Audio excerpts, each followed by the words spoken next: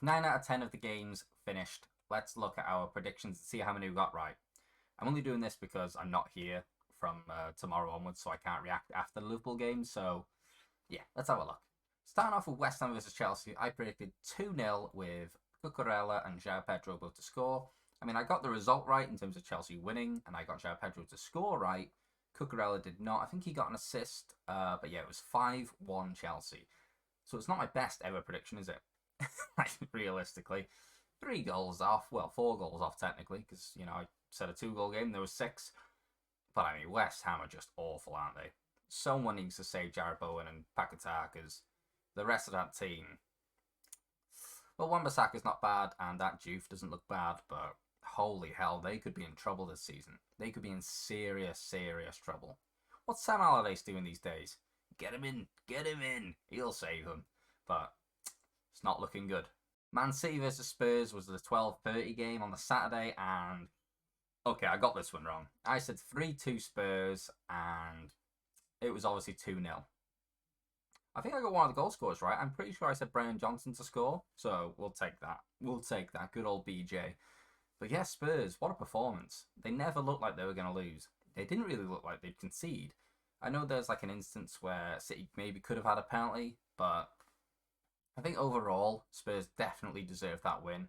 And, they could even be title challengers this season. I mean, they really could. I mean, it's very early. I mean, who knows what's going to happen. City could go on a tear, and I expect them to come back and be better throughout the season. There's even talks of them signing Donnarumma now. So, I mean, after Trafford's mistake, it's not looking good for him either. But yeah, if they sign Donnarumma, then that obviously improves them again. And yeah, it's a long season. I'm sure they'll build up to it. But yeah, Spurs, I mean, they could fall off by November. You never know. But I'm expecting them to win the next 2 games as well. So they could be on 12 for 12, and that would be a really impressive start. Bournemouth versus Wolves ended up being a bit less of a goal fest than I predicted. I mean, I only went for 2-1, but it ended up being 1-0. I didn't get the goal scores correct, and I did not get the red card for Wolves. Again, Wolves are another team that I think could be in trouble. Bournemouth will be fine. They'll finish like mid-tail to lower mid-tail. They'll be fine. But yeah, Wolves, they needed to pick up a win in these kind of games because they're not going to win against many of the teams in the top 10. So these are the games where they need their points, and that one's obviously slipped by. Yeah, it's going to be interesting watching both those teams this season. Obviously, Bournemouth have lost a lot of their back line. So it's interesting to see how they rebuild. And then Wolves, relegation candidates, they're one of the 5, maybe 6 now with West Ham that I think are in real trouble of going down. So they need a big result soon. Burnley versus Sunderland, I got completely backwards. I predicted 2-0 Sunderland. It ended up being 2-0 Burnley. That is a huge result for Burnley. An absolute huge result. I think that means now that all 3 promoted teams are on 3 points, because I think Leeds and Sunderland won last week, and then Burnley have won this week. I mean, it's great to get points on the board early for all 3 of them, because, we could have been in trouble. We could have had like a Noah Southampton where they finish on like 15 points or something terrible. So yeah, for them to have 3 points on the board now, fantastic. Sunderland, I just thought, after last week, 3-0 win against West Ham, obviously we saw how poor West Ham were against Chelsea as well. I thought, yeah, they'd probably go to Burnley and get a result. I know, obviously, Burnley finished a few points ahead of them in the Championship. But I just thought with their recruitment and, their style of play, I thought they'd go there and at least get a draw. And I thought a 2-0 win. But no, 2-0 to Burnley. Very impressive stuff. Another failure on my end. I said 1-0 Villa. Turned out to be 1-0 Brentford. Brentford getting the 1-0 win over Aston Villa is absolutely huge for them. Again, another team I've got that could be in trouble. Getting points on the board this early is great. So obviously they lost last week. But yeah, 3 points now. 1-0 win. Couldn't ask for more from them. I mean, fair play. Villa, what's going on? I know you haven't been able to strengthen much because of your PSR issues, but I thought you had a good enough team to go and beat Brentford. But yeah, absolutely brilliant result for them. And Villa, you need to step up. 1 point out of 2 games. Not good enough, lads. Come on. Arsenal versus Leeds. I did say it was going to be a battering, but I actually thought Leeds might be able to hold out from a few more goals, so I only went for 3-0. It ended up being 5-0. I did get Gyökeres to score twice and Saka to score, so I'm happy with that. It's just Jiri and Timber happened to score 2 goals as well, which I'm really upset about. I missed the FPL deadline, and I've still got Frimpong on my team, and I wanted to put Timber in. knowing they play Leeds. I was like, oh, do I put him in? Do I put him in? Oh, he should start this week, hopefully. And then I forgot to do it because of the Friday night game. He scores 2 and gets an assist. I saw someone triple captain him for an insane amount of points as well. Outrageous. But yeah, Arsenal absolutely battered him. I mean, that's the level that we expected of Leeds. This is why I didn't expect Leeds to beat Everton last week. But, I mean, hey, again, great for them to have 3 points on the board. It makes it really interesting at the bottom, a bit more competitive, hopefully, this year. But yeah, it just shows how far ahead the teams near the top are. Like, that was an absolute mauling.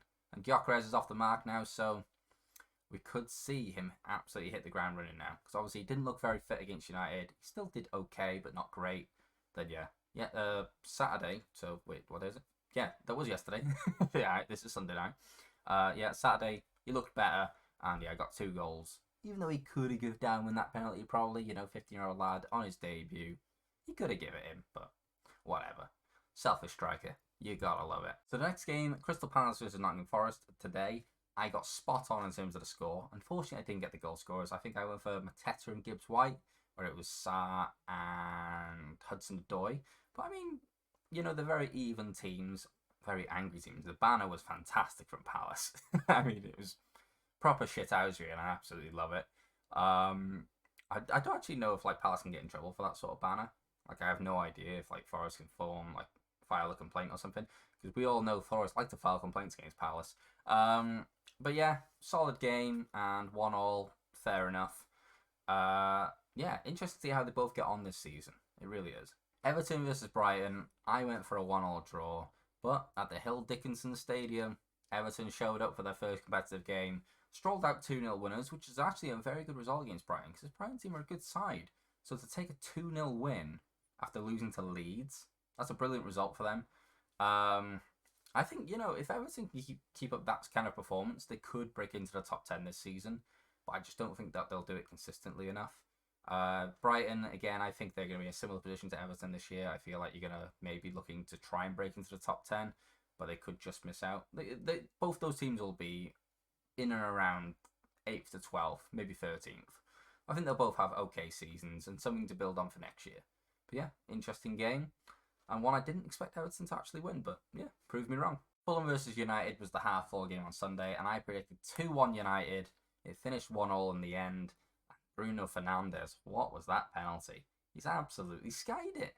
Absolutely skied it. But what I did find funny is Calvin Bassey. I've got no problem with the penalty being given for what he did to Mount. Luke Shaw, right behind him, though, is fouling Muniz. But whatever, you've given the penalty, fine. Then it comes to Lenny Yoro's goal. Again, Bassey's involved. 2 hands in the back of Bassey, which pushes him over to the floor. He then heads it into Muniz and it goes in. How can you give a penalty, for hands-on, for grabbing and pulling and pushing and throwing, whatever, but then not rule out a goal? The same player involved for pushing. That's mental to me. That is absolutely mental. Obviously, Wolves went on to equalise and took a point from the game, which is fair. I didn't start Sesko again. I didn't get either of the goal scorers right. By the way, I did not go for a Moody's own goal. I can't just say that right now. Who scored for Fulham again? Smith Rowe. Yep, the cross. Again, let's talk about Bruno Fernandes. He misses the penalty, and then Smith Rowe actually runs off of Bruno Fernandes at the edge of the box to get onto the end of the cross. So he's let the side down both offensively and defensively there and cost his team 2 points. Maybe United should accept the bid. Maybe they should. All right. We still have Liverpool and Newcastle to go, or, well, Newcastle versus Liverpool.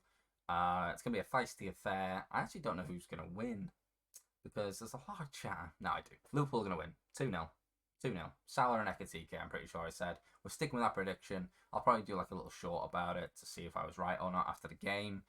So yeah, should be a good one. And that was my prediction for this week. We didn't do very well. We got some results right, not many, and we got one correct score. It's not fantastic, is it? Hopefully next week we do better. But yeah, thank you guys for watching. I hope you enjoyed. If you did, please leave a like. Comment down below what you think the score will be for Liverpool and Newcastle tonight, or Newcastle and Liverpool is the wrong way around. I'm thinking Liverpool. Sorry. And yeah, subscribe if you're new. Okay, see you later, guys. Bye.